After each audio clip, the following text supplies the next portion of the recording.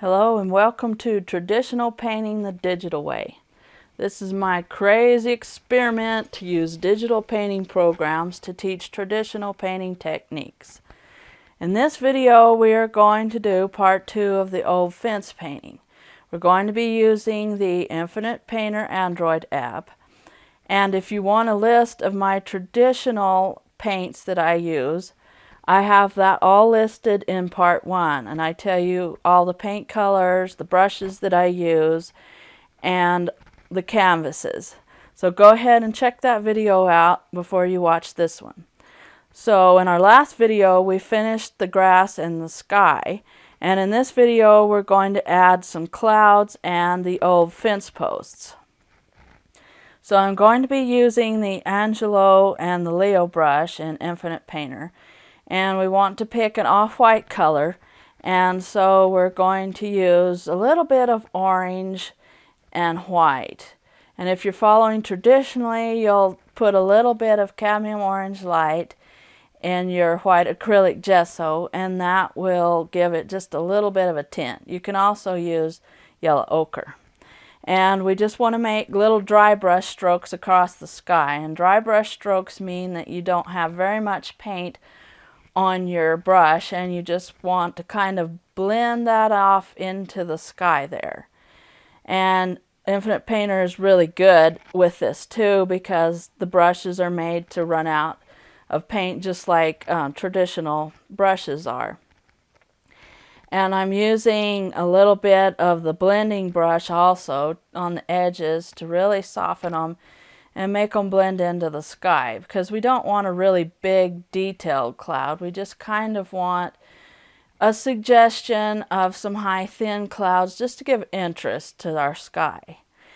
And to finish this off with the blending, I'm going to go ahead and use the Miranda brush from the airbrush category and go ahead and just blend the edges in to make it not stand out quite so much. For those following along, traditionally the number 8 filbert brush would probably be best to do these clouds in. Okay, next we want to go ahead and take your Leo brush in Infinite Painter and pick a dark brown color. And probably that would be a burnt umber color if you're following along traditionally with acrylic or oil painting. And you want to go ahead and use your number 8 filbert brush if you want to, and just make rough looking wooden edges on these posts. We don't want them to look even because these are old weathered wood posts. So we want a rough wooden looking texture. So go ahead and leave bumps and uneven edges on your posts.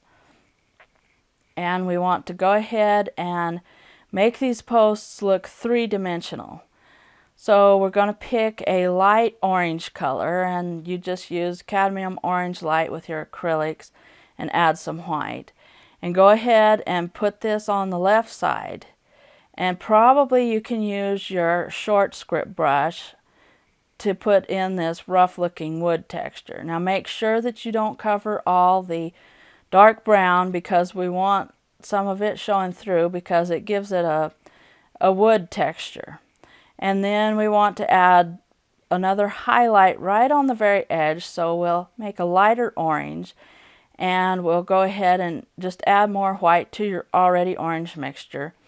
You can just keep on using your short script brush, and for those that are using Infinite Painter, just go ahead and reduce your brush size, because we want to give this a little bit more of a detailed look. But again, make sure that you don't cover up all the paint that you have before. You also might want to blend it in just a little bit, so go ahead and use the blender on the same brush setting. And if you're doing it traditionally, I just grab a paper towel or smudge the paint with my finger. Okay, now we want to add a little bit of a reflected light on the shadow side. So take your ultramarine blue or dioxazine purple and put white in it, and just put that in the dark color on your posts. But we don't want it to be overpowering, so we really want to blend that in. So we're going to go ahead and just smudge it in with your Leo brush, or You know, you're doing it traditionally, your finger or the paper towel. And then at the bottom, we kind of want to pull a little bit of the grass up because we don't want it to look straight across, because we want this uneven grassy look on your post bottoms. Well, we've reached the end of part 2 in our old fence post painting. And in part 3, we're going to cover how to add details to your grass.